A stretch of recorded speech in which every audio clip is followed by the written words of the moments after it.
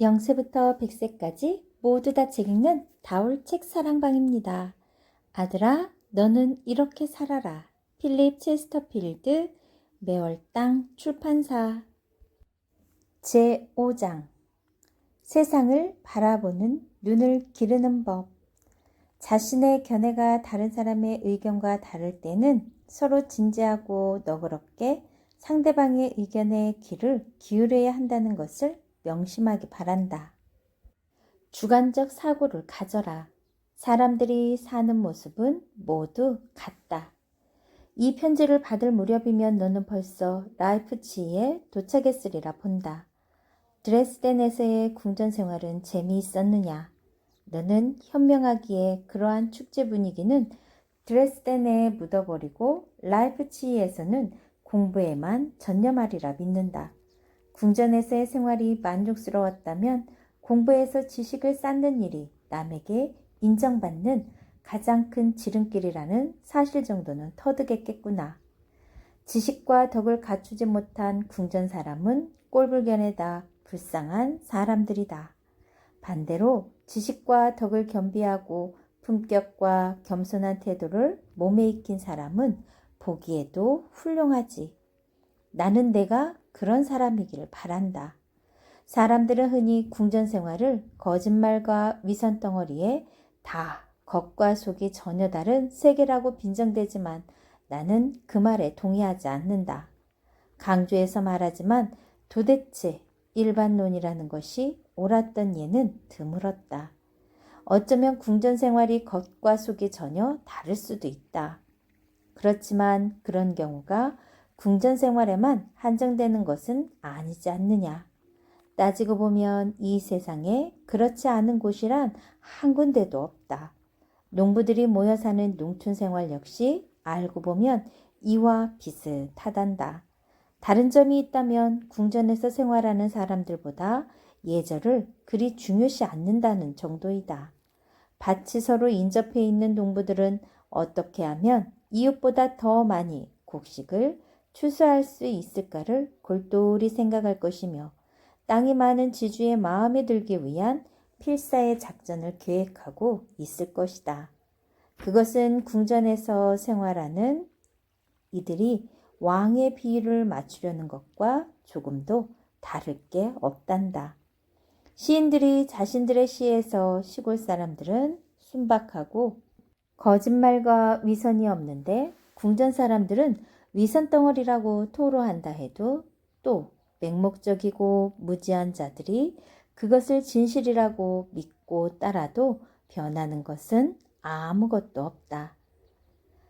양치는 목동이나 궁전에서 사는 사람들이나 모두 똑같은 인간인 것이다. 마음으로 느끼는 것, 생각하는 것들은 결국 동일하다. 단지 차이나 생활 방식일 뿐이지. 일반론에 빠진 사람을 멀리하라.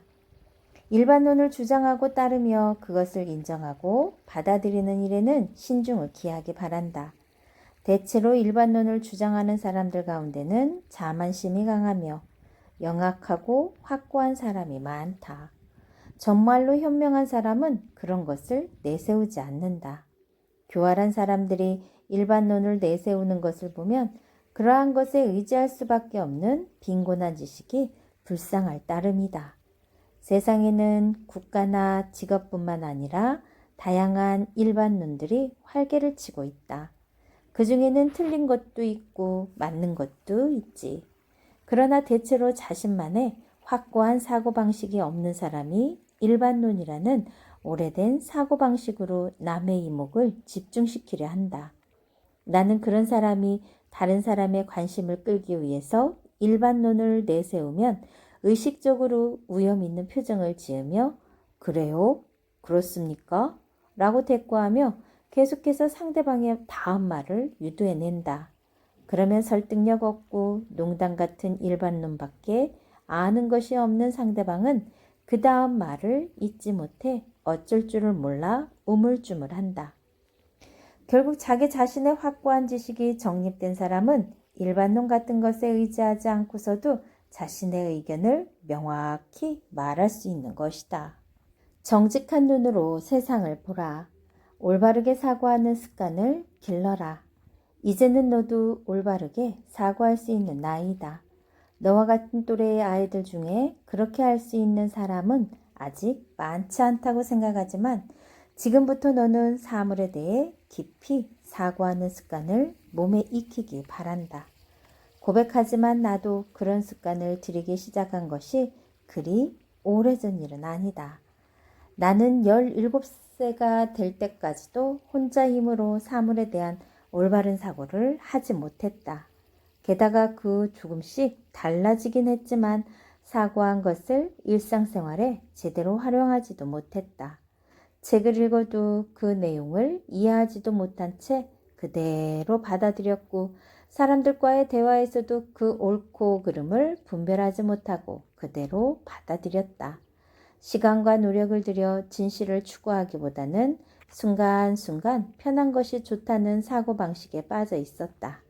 사고하는 것을 귀찮게 여겼고 항상 놀기에만 바빴다.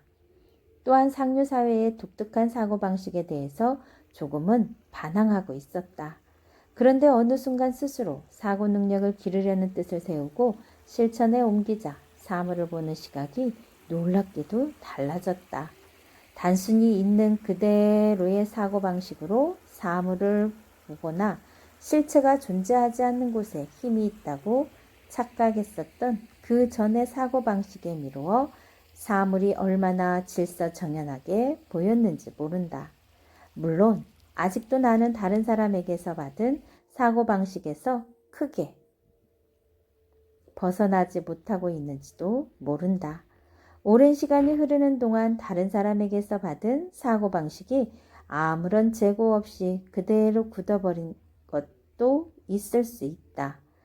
어떤 면에서 젊었을 때의 사고방식이 오랜 시간이 흘러도 변하지 않는 경우와 나이가 들어 혼자 힘으로 깨닫게 된 사고방식 사이에는 어떤 것이 더 옳은지 구분 지을 수가 없는 경우가 있긴 하다.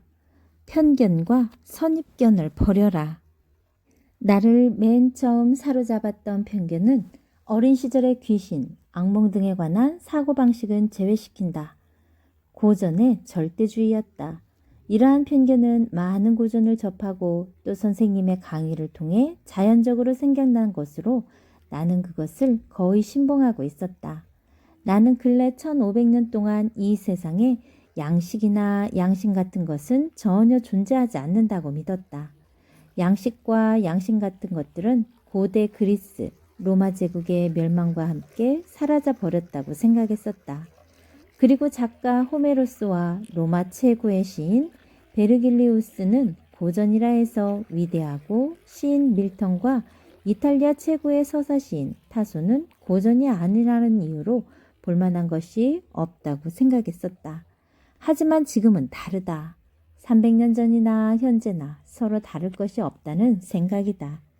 그때나 지금이나 인간은 모두 평범하며 다만 시대에 따라 그 존재 방식이나 관습이 변할 뿐 인간의 본질은 결코 변하지 않는다는 것이다.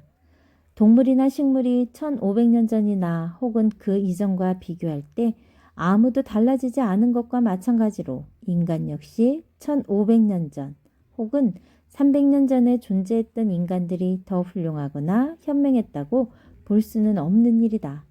고전에 대한 독단적인 편견과 마찬가지로 종교에 대한 편견도 사람을 편협하게 만든다. 나는 한때 영국 국교를 신봉하지 않았으며 제 아무리 정직한 사람이라도 결코 구원을 받지 못하리라고 진심으로 믿었을 정도이다. 인간의 사고방식이나 견해는 그렇게 쉽게 바꿀 수 없는 것이다. 또한 자신의 견해가 다른 사람의 의견과 다를 수 있으며 그럴 때에는 서로 진지하고 너그럽게 상대방의 의견에 귀를 기울여야 한다는 것을 명심하기 바란다. 그 다음에 독선적인 생각은 앞에서도 언급했지만 사교계에서 남의 이목을 집중시키기 위해 겉보기에 잘 노는 한량처럼 보일 필요가 있다는 어리석은 생각이었다. 그런 사람들이 사교계에서 주목을 받는다는 말을 깊이 생각하지도 않고 그대로 받아들여 실천에 옮긴 것이다. 어쩌면 그렇게 행동하는 사람들로부터 비웃음을 당하고 싶지 않다는 마음이 나를 더욱 그렇게 행동하도록 만들었는지도 모른다. 하지만 이젠 그런 것이 두렵지 않다. 스스로는 잘 노는 한 양이라고 뽐내지만 제 아무리 박식하고 훌륭한 신사라 할지라도 그것은 인생의 단점이 될 뿐이다. 그들은 자신들이 인정받고 싶어하는 사람들에게서 오히려 그 가치가 하락될 뿐이다. 그것은 자신의 결점을 숨기려는 행동이 아니며 없는 결점까지도 드러내 보이려는 꼴이 되는 것이다. 중요한 것은 눈에 보이지 않는 법이다. 지금의 나이에 내가 가장 명심할 것은 잘못되기는 해도 그렇게 어리석지만은 않은 사고방식이다. 그러나 사고방식은 이해력이 뛰어나고 사고도 건전한 사람들이 어쩌다 진리를 추구하려는 노력을 게을리하거나 집중력과 통찰력의 부족으로 인해 그대로 방치해온 일련의 사실들이다. 그중 하나의 예로서 유사일의 줄곧 진리라고 믿었던 전제 정치하에서는 진정한 예술이나 과학이 발전하지 못한다라는 말이 있다. 과연 인간의 자유가 제한되는 곳에서는 그 재능 역시 함몰되어 버리는 것일까? 이 말은 겉으로 보기에는 과연 그럴듯하게 보이지만 나는 그렇게 생각하지 않는다.